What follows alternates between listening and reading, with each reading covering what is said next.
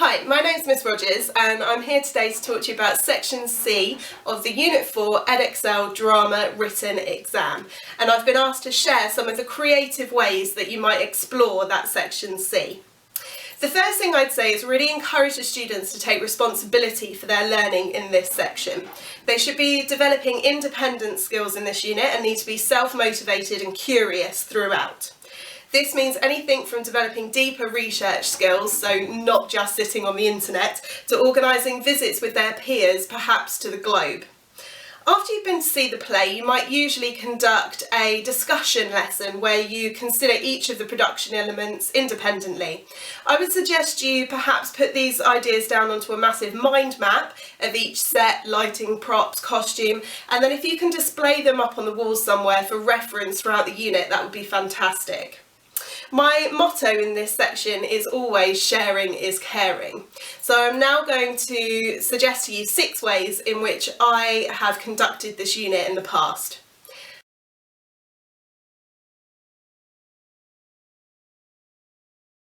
Number 1. Have the students split into teams and create PowerPoints for each other on various aspects of Shakespearean England or the play itself. I always add a clause though that at least one element of the presentation has to be interactive. So this could be something as simple as sharing a piece of music that they found from the era, or as creative as getting the students to actually make that piece of music out of instruments from the music department, or if it's a vocal piece, perhaps finding the sheet music and so on. Have them present to each other, producing a handout for every member of the class on their presentation, and encourage the students to produce Q&A at the end of each lecture. This will allow open discussion on the section that they've been exploring and allow a teacher to plug any gaps in their understanding of that.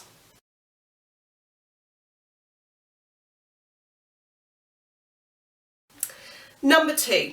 May sound simple, but get the students to create quizzes for each other. This could be based on the exam itself, timings and so on, or based on Shakespeare in England, or based on the play. And use these as plenaries or starters. However, importantly, it's run by the students, and this will help them engage in their learning.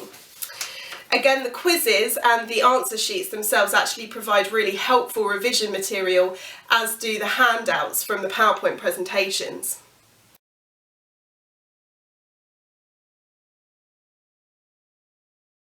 Number 3, run a Shakespeare rehearsal. There are many things that are known about how Shakespeare conducted rehearsals, and these can provide useful contrast to today's theatre world.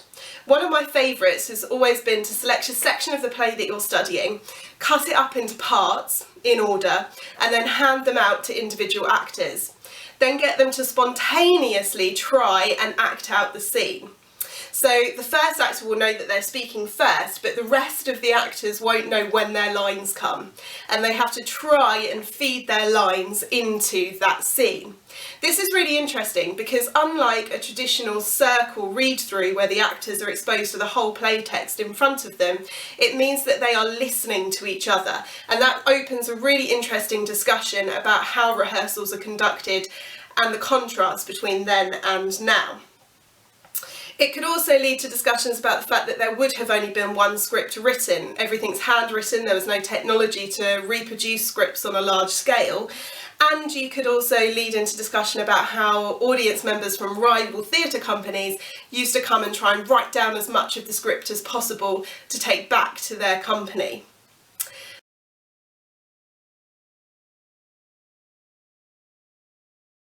Number 4, go outside. If you have access to a playground or a field or a netball court, mark out the dimensions of a theatre such as the Globe. Get one actor on stage and get them acting a monologue or a soliloquy from the play that you're studying. Then have the rest of the class acting as the groundlings in the pit. Now, you might encourage the students to be heckling the actor, you might encourage the students to be discussing business, to be selling things, but generally acting as groundlings should. And the one rule for the actor on stage is to try and A, project their voice to the back of the theatre, and B, to keep the audience's attention. And what will be really interesting is the discussion about how the actor chooses to do that, watching what they do physically and vocally. And then again, you can really start discussing the contrast between the acting style in the original context and the acting style that you went to see.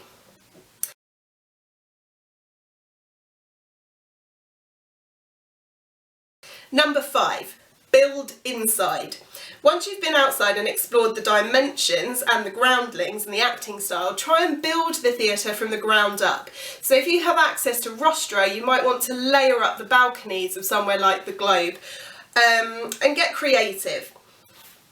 Place students in areas around the auditorium, including the balcony on stage. Again, this will lead to discussion about the audience dynamic, the purpose of theatre and social class, and will contrast to the modern experience. If you don't have access to large-scale set like rostra, then think small and try and develop scale boxes of both the original and modern design. This can include special effects such as trapdoors and cannons for the original, and again provide clear visual contrasts from what they saw to the original context.